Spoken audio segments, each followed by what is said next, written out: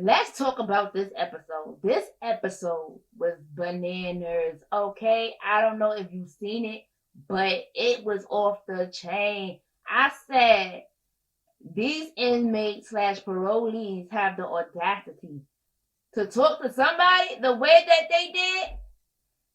I thought I was watching the Twilight Zones. I like, what is happening here? I always heard beggars couldn't be choosers. But in this case, all these parolees was choosy, honey. They act like they was bougie. They never been in prison a day in their life. Okay?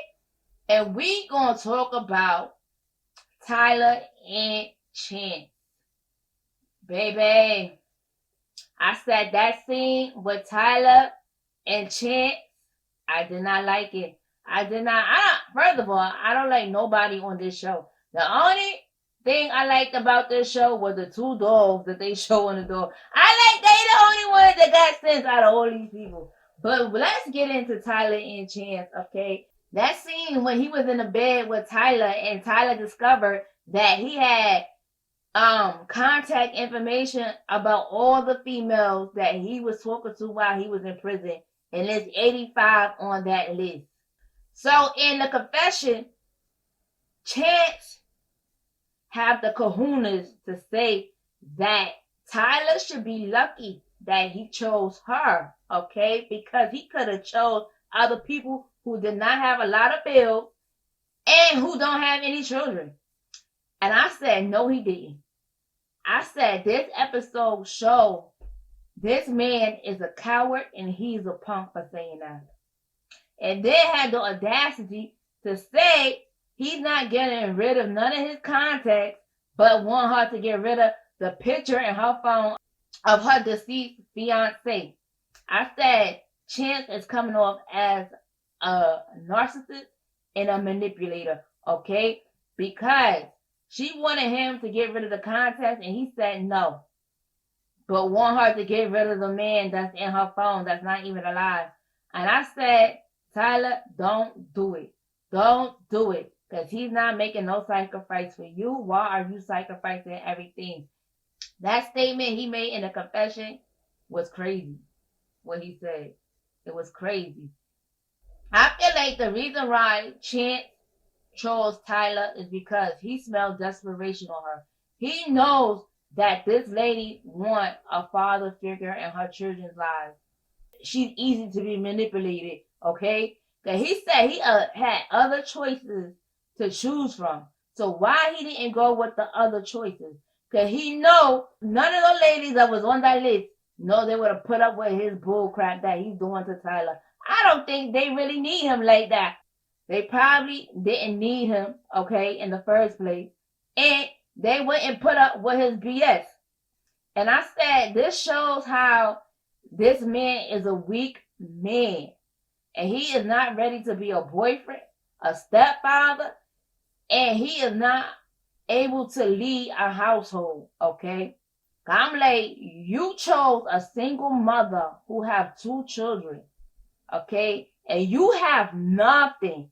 You have nothing. You an inmate that just came out of prison and served all that time.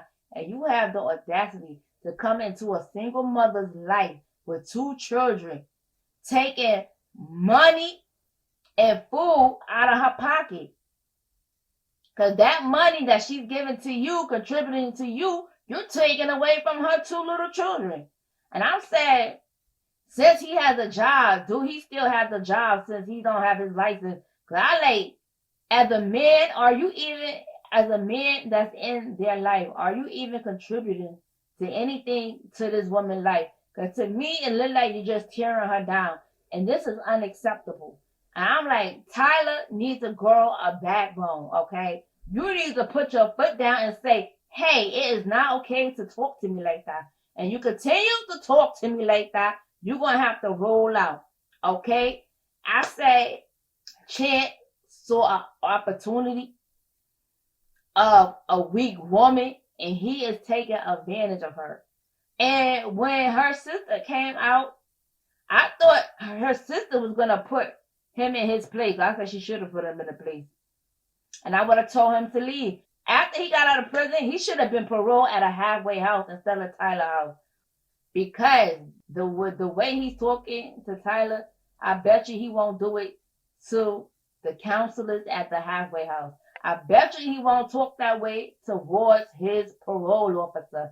I like the men on this show that's talking to these ladies crazy. I feel like they wouldn't give that same energy to a man. And I said the way he's talking to Tyler, I hope he was giving that same energy in the prison system, okay? Well, other inmates, all right?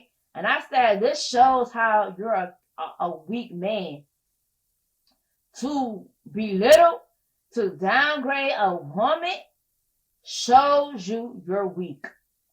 You're weak and you're a punk. Okay? At the end of the day, that's not how you treat people. If you want respect, you gotta give respect. I said I have not seen anything that Tyler did to towards this man for him to treat her that way. Okay? And I said he is abusing her emotionally. I say emotional abuse could turn to physical abuse at the end of the day. Once they talk about, oh, you this, you that, you this, and then they're going to start using their hands to abuse you, which is unacceptable. Unacceptable for a man or a woman to do it. I don't care who's doing it. It's unacceptable, period. Because Tyler, you need to start sticking up for yourself because you don't want him to continue to do this in front of your children. And your children is learning this behavior and thinking it's okay for people to treat you this way. You gotta teach your children, you're not nobody's punching bag. Nobody don't have a right to emotionally or physical abuse you. And I said Chance needs to get out of there, out of that house, because I feel like he's a burden towards her. I don't know why people call her India. Let's get to Indie and Harry, okay? I said Harry behavior. I said this explains Harry behavior on why the way he act. Did you see that emotional scene with his mama when he said he needed his mother and he was abused by his stepfather? That's why he had that thing with his head. He was calling out towards her. I don't know if it's a true story. I believe it's true. Harry was crying and it looked like red tears to me. I don't know if you could fake that. If you can't, he need an Oscar award. I like this is what explains his behavior and the why he act the way he act. Because sometimes when children have been abused, they begin to act out as teenagers into their adulthood if you don't give them the proper help they need, the counseling, so they can heal from old wounds at the end of the day.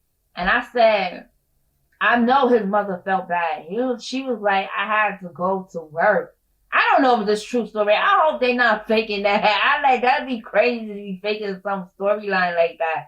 You can't play with child abuse, any kind of abuse, domestic abuse. You cannot play with that. I don't play with that, okay? And the mother was never there. And the mother was like, I did not know. And he was like, oh, I forgive you. And I've been have forgiven you. I thought that was sweet. I thought that was sweet. And I said that explains his behavior the way he is. I said he's still young. He still have a chance to get it right. But I hope he don't go back to jail and he go on the straight and narrow path. I like it's never too late. But at the end of the day, he has to want it for himself. So we're going to get to the car scene with Indy had him driving and the little girl was in the back seat. I don't know how old the little girl is, but ain't your child supposed to be in the booster seat? She do look tall, and then the other episode she looked like she was small. So I really don't know how tall she is. I think the child should have been in the booster seat. Maybe I'm wrong, or maybe the girl is big and tall due to her height. That's why she's not in a booster seat. But I said Indy loves putting her daughter's life in danger because this man do not have a license. Why is he driving?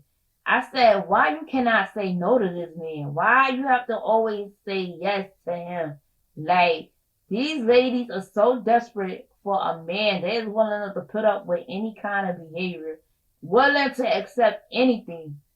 I would have not had him drive with my daughter in the back seat. I was like, what if something would have happened? But the driver said he was driving slow though. I hope that wasn't no fake scene. And then he actually got a ticket, so he went to court for that. I mean, he had to go to court for it. I don't know if he did. But at the end of the day, if you driving without a license, you could get a fine or go to jail, or you could get both, okay? So he's on parole. So his parole officer could determine whether he goes back to jail because he was in contact with the law. When you're on parole, you have to tell your parole officer, hey, I was in contact with the law, okay? Like, and he's already messing up, okay?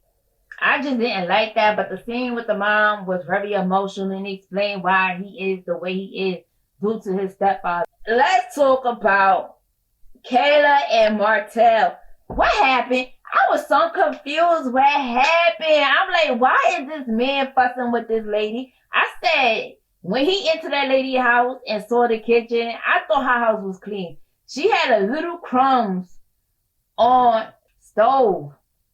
And this man bugged out. He was like, I don't stay at no dirty house. Yo, I was like, dude, you was in prison. You can't get no more dirtier than that. I like, prison is a dirty place to be. Hello? Hello? I like, he like, even though I stayed in the cell, I kept it clean. Bruh, you shower with a whole lot of men in one place. In one place. Y'all both butt naked in a shower. I like, if that's not disgusting, I don't know what is. You worrying about little crumbs on the stove because she didn't wipe it up. She didn't wipe it up. Okay? And he was like, he's like, I'm expressing myself. All right? And so Kaylah and Martel got into it. Okay? And I like, Kaylah is my girl. I like, yes, we're not going to accept that behavior. Cause I feel like he was shading her. He was shading her, and I feel like this was coming out of nowhere. But I believe he started a fight because he wanted to be somewhere else. I think it was somewhere else he wanted to be. So he started a fight over crumbs on the stove so he could go be with that other person. A lot of people do that. When they want to go be with somebody else, what they do, start a fight with you so they could go be with somebody else. All right? At the end of the day, I like, if you want to be with somebody else, just say that. And he was on the phone outside talking about, I'm not going to have nobody talk to me any kind of way. I like, these men got some audacity. Would you say that to your parole officer? Would you say that to the guards in prison? Okay? I feel like these men are just disrespecting these women because they think they could get away with it. But if it was a man, they wouldn't be having the same energy, okay? And I feel like people like that are punks. Are punks. Anybody that talks to a woman, degrades a woman, and think they could just do anything to a woman is a punk to me. Martel was delusional when he said that Kaylah waited 13 years for him to get out of prison. I like, you the delusional one. Ain't nobody waiting for nobody for no 13 years while you in prison, honey. Honey, people do have needs, okay? And they're not waiting. I like, what do he do when he's in prison when he got his needs? We don't know what the hell you be doing when you in jail, okay? We don't know what the hell y'all be doing when y'all in jail and y'all getting horny, okay? So, cut it out. Just cut it out. Have you waited 13 years to have sex? That's the question. Have you waited 13 years while you was in prison? Okay? Have the audacity. I don't know what I'm saying. I'm just rambling. So somebody actually comes pick him up. But I think that man made 2 phone calls.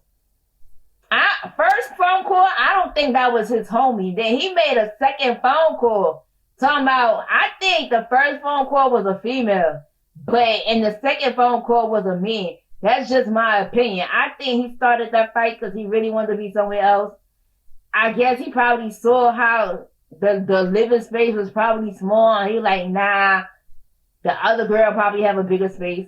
I don't know. Some people will use you until they get what they want. And then when you don't have anything they want no more, they will discard you.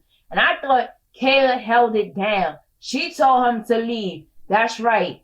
Like, These men was taking money from these ladies while they was in prison, honey. Okay? In prison. Now they out of prison. And they being choosy and say, sorry, I don't need you, honey. Okay? Because I got choices, honey. I like, wow.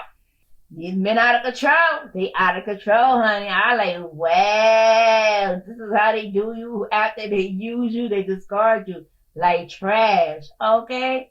No bueno. No bueno. I don't like it. But let's talk about Kevin and Tiffany. Oh my God. I thought that was so embarrassing. Yes, that was embarrassing, honey. He went to see about her. I don't even know why he went there. I like, if she did not text you to go, why did you go? Why? Because the producer told him to go there? I have no idea at the end of the day. But I thought the other man, who also named start with a K, he do look like his twin, but he's just a bigger man a little bit. They both small, but the other man is more taller than Kevin. And the way Tiffany came out, she was bypassing like he didn't even know him. I like, damn, I felt embarrassed. I was embarrassed for him. I'm like, boy, why would you even show up? Did she text you to go? Oh my God. And I think he dissed the other girl for her, right? Ain't there two girls in the picture? I don't know.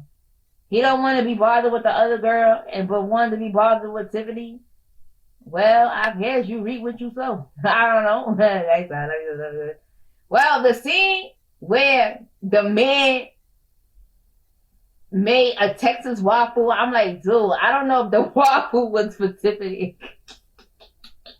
But I like, dude, the dude didn't even cover the waffle out. I'm like, why is he taking that like that? Then his hand fell inside the waffle. I like, yeah, went inside the waffle. You expect somebody to eat it now? Like, dude, that dude was a little goofy to me.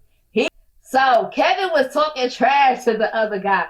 So the guy just stood there at the end of the day, and he like, oh, they was going back and forth. So the man put his arm behind his back because Kevin said, keep talking, I will punch you in your face.